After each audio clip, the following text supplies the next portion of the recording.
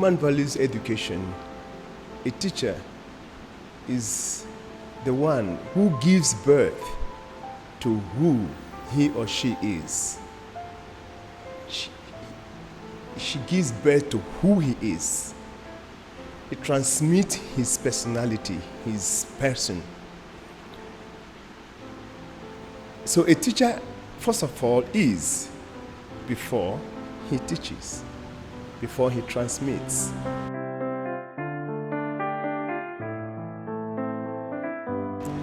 Actually, there are two basic fundamental principles.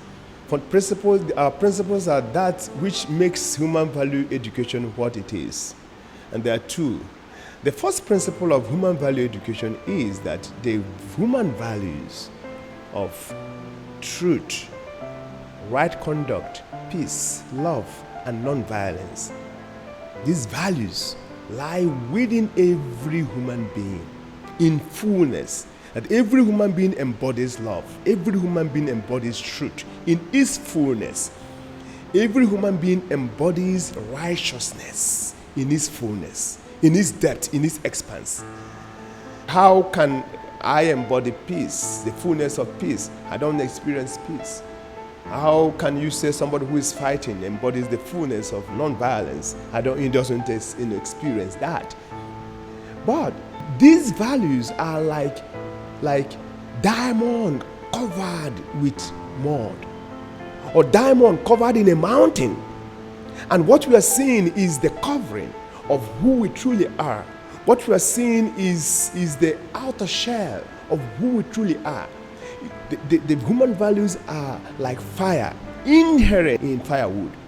So, and for this diamond to come out, it needs a lot of work. Suddenly you see somebody is transformed through a lot of practices, spiritual practices, that makes the person become beautiful.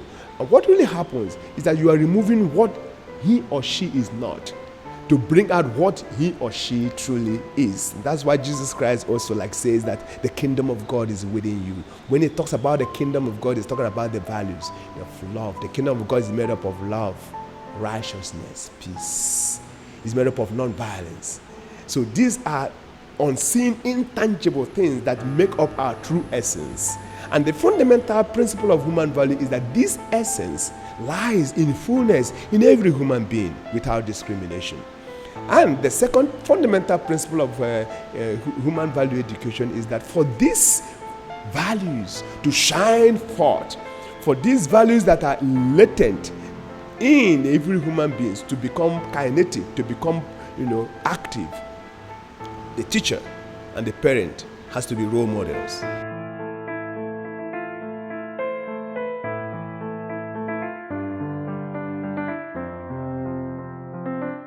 There is a systematic way, right from day zero, the child should be groomed into becoming the values. When the child enters the school, we integrate human values in everything that the child does in school. So we say there are direct method of teaching the human values, indirect method of teaching the human values, and the integrated method of teaching the human values. The direct method of teaching the human values is practically that when I'm speaking to you, I'm speaking with love, and then you become loving. How do you make a child smile? Simply by putting up a smile. And the child will automatically smile. So when you are what you teach, you are love, the children will become love. You say the truth, you live the life of truthfulness, the children will become truthful. You are a peaceful person. There's a radiation of peace around you. When children come in your ambience, they will become peaceful. When a child begins to speak the values, it becomes his nature or her nature. So these are the strategies through which we implement the transformation of children, the Education in Human Values program.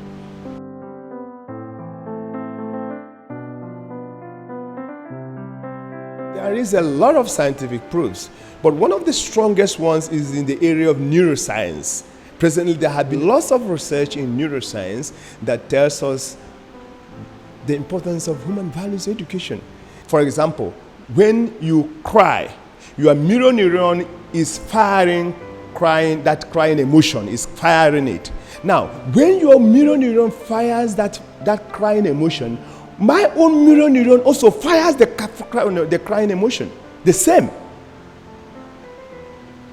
And that brings about empathy.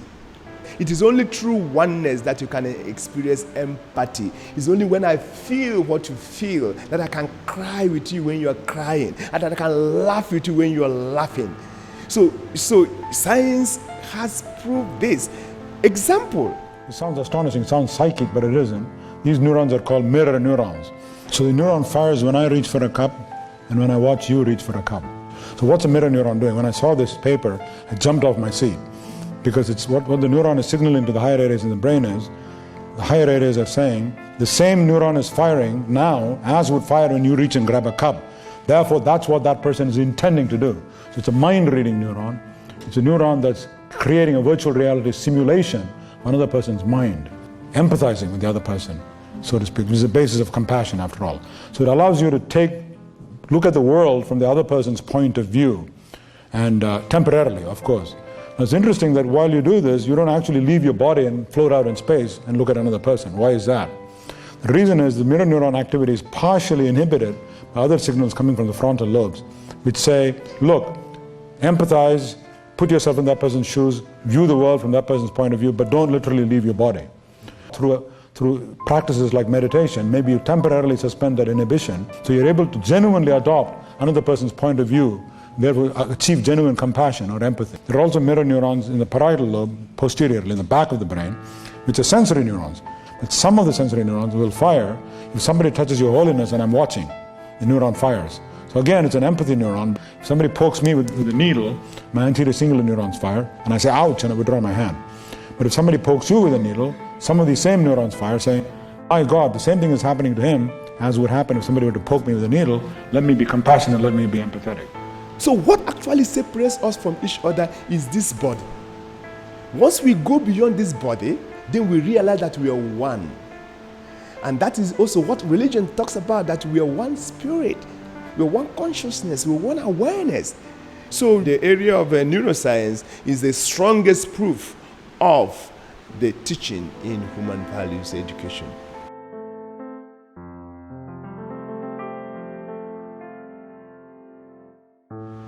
You don't need to believe in the human values, because you are that human values. You need to be it. And because you are it, you are it. That's what you are. You are love. You are non-violence. You are peace. You are righteousness. That's what you are. You are the values. That's what you are. Even if you deny it, even if you don't believe in it. And the good aspect of it, that even if you don't believe in it, it doesn't make you not to be it. Because there you're it. And one day you realize, oh, you see yourself in a reflection. That's the teacher. The teacher shows you the mirror of who you are. So, wow, that's what I am. And then you begin to live it. So once you see yourself in the light of your reflection, you know, all the wrong concepts that you've had about yourself, the guilt and the shame that religion and all that puts upon you disappears. And it is the work of teachers and parents to tell the children, you are loved. That's my message to everyone.